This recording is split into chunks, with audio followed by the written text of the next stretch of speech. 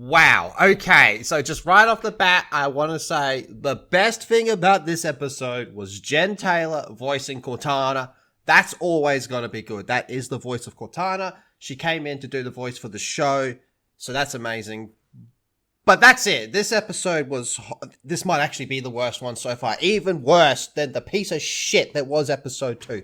So as always, this is just my raw reaction after watching the episode. I do my full breakdowns over on live stream later on in the week with a group of people.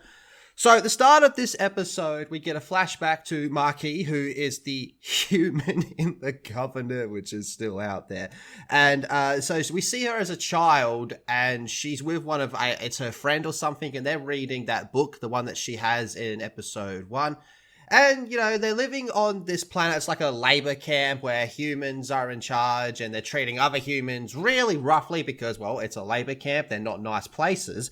And they're reading this book, and they go in for this kiss, and, her friend is another girl, and, they go in for this kiss before they're discovered by the big bad men security guards, and they start chasing him. And as they're chasing him, one gets beaten over the head and is killed, and Marquis is thrown to the ground and, prodded with, like a taser prod type thing.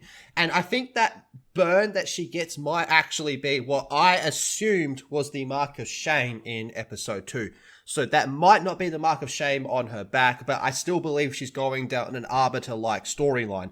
So as she's being burned, the Covenant attacked. Everything was cool until the Fire Nation attacked. The Covenant rocks up, and they are very clearly called the Covenant. In fact, one of the humans yells out, "The grunts are here," but we do not see any grunts. We just see 2 elites.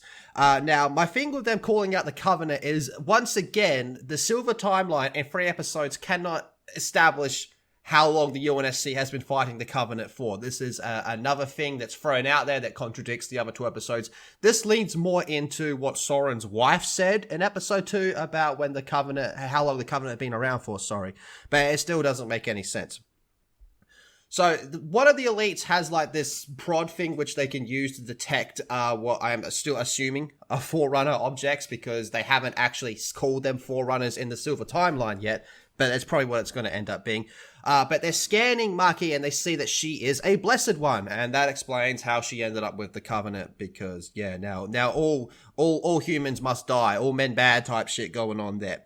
Right, so that's pretty fucking munted. And then the episode kind of kicks off with her talking down to the High Prophets once again about how she's going to go to Madrigal to track down the Keystone.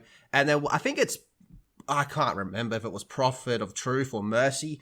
One of them was like, well, what are you going to do if you encounter the Demon, Master Chief? And I'm going to say it again, there's still no reason for him to be called Demon, because he has not blown up a Halo ring yet, because there hasn't been a discovery of a Halo ring yet, so there's no reason to call him Demon. But they're like, well, what are you going to do if you run into the big bad Master Chief out there? And she's like, oh, I'm going to take his head for you. And all right, fucking good luck with that. So just her whole storyline with this, I'm going to jump over a little bit because there's some Cortana stuff to talk about and some Master Chief stuff to talk about, but I'll continue with our Marquis storyline in this. So she she comes out of slip space in a Covenant ship, and then she radios onto a UNSC ship that she's discovered, like, oh, help me, I'm the only one on here, the Covenant have all gone in their escape pods and we're floating dead in space. So the UNSC sends a pod to retrieve her, but as they're sending the pod to retrieve her, we see a hunter's leg. Alright? And then you see the Let Go worms come out of the hunter's leg. So you don't actually see a hunter in action, you just see the Let Go worms come out of it. And somehow the Let Go worms manage to get on the pod with Marquis without the UNSC noticing, which then brings them into the UNSC ship, and then she kills everyone in there, like we see in the trailer. And as is accustomed with these 3 episodes, the CGI is very wonky. At times it looks pretty good, and at other times you're like, what the fuck was that? And then, so she takes control of the ship. They do activate the Cole Protocol, which is a nice little nod. So that means every data's been wiped, and the ship's going to jump into slip space in any direction. But they don't get a chance to do the jump yet, but all data has been wiped. So she has no use for that ship, so she cannot track down where Earth is or where the Keystone has gone. And then, so she continues on her merry way to Madrigal. Okay, but now, The Cortana stuff. The one thing, okay, two things that I liked about this was one, Jen Taylor's voice, always amazing, and how this does show the kind of how fucked up Flash cloning is, because there is a Flash cloning list that is harvested for her brain because it's Halsey's brain to be put in Cortana.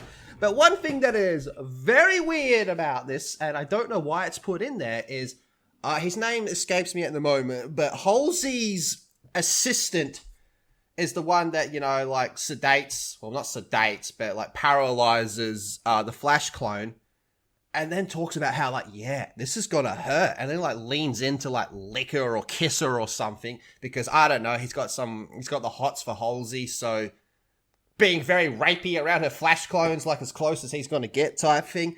But thank God the real Halsey walks in before he can lick her or kiss her or whatever the fuck he was gonna do. But yeah, like I was saying, I do like how it shows how fucked up it is doing Flash cloning for them to just be harvested for their organs, because we see a good chunk of that.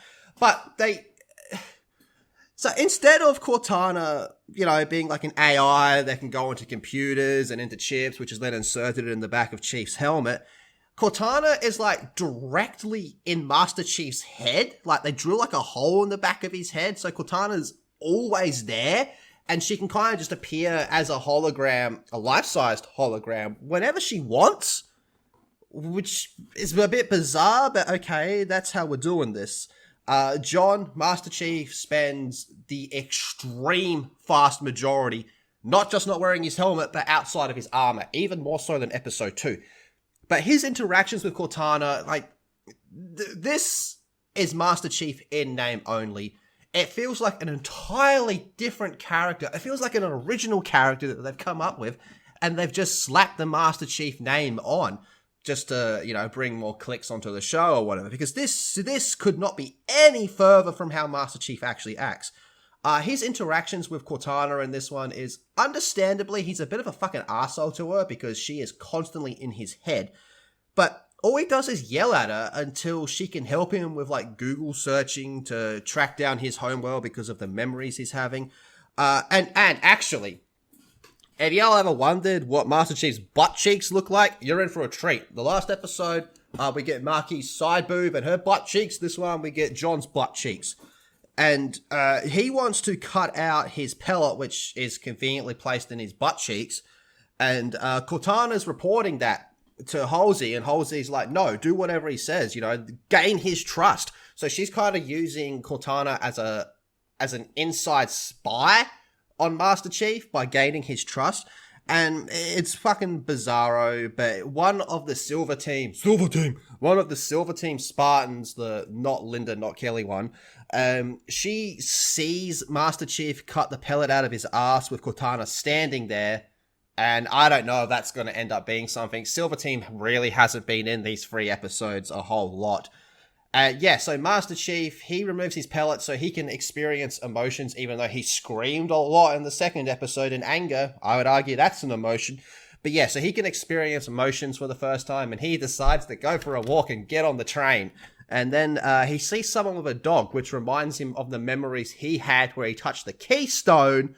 And part of his memories was him having a dog. So he goes and uses Cortana to break into the room where the keystone is. And you would think breaking into that room would just set off every single UNSC alarm there is. But I don't know, maybe Cortana, you know, fucked with it a little bit. And it was kind of Halsey's idea to let Cortana do that for Chief. But he goes in there and touches the keystone again. And he has that same flashback that he's been having, where he's like drawing the keystone and we see more of his mum and dad. And it turns out there's a second artifact which is going to line up with the keystone because somehow John knew about that when he was a kid. That's yet to be explained. But we'll cross that bridge where we get there. So Master Chief starts to slowly remember the planet where he was born in, and credit, it is the same planet as in the actual Halo canon. And then him, Halsey, and Cortana decide to head that way because they're going to go to try and track down where John lived so they can get a clue as to where the second artifact is. Yeah, that's it. That's it. It's fucking terrible. I do believe there was a little bit of a hint or maybe a nod towards the existence of the Flood in the Silver timeline, or maybe that was just a bit of an Easter egg. But yeah, honestly, I think this might debatably be worse than episode 2. It was just so boring. The only action sequence was Marquis aboard. Oh, fuck, I totally forgot. When Marquis is attacking the UNSC, she has the captain or commander, I can't remember the rank, of the UNSC ship tied up and let go like worms. And her fingernail, I am not fucking kidding you, her fingernail is a little energy sword. A little energy sword shoots out of her fingernail and then she stabs him with it. That's the bulk of the action in this episode. It's just so boring. Kwan has her little side quest going on where she wants to go back to Madrigal, and Soren agrees to take her there because she says, hey, my family's rich, and he's like, yeah, I'll take you, but if you don't have the money, I'm going to turn you over to what's his name, Fisher. I personally believe that he's the most interesting character in this whole thing so far. I do think you could come up with a really good Oni storyline around him, but the showrunners, as of right now, have totally forgot that Oni is a thing. They seem to think that Oni and UNSC are the same thing when they're not. I think with his character, you could come up with a really good Oni storyline, but that's yet to happen, and I doubt it will happen. So my main takeaways from this one was, I don't think Marquis has the mark of shame on her. I think that was just Byrne when she was trying to have her lesbian kiss as a kid. The timeline of how long the Covenant's been fighting the UNSC still doesn't make sense. You know what my takeaway from this is? The show's fucking trash, dude. It's fucking shit.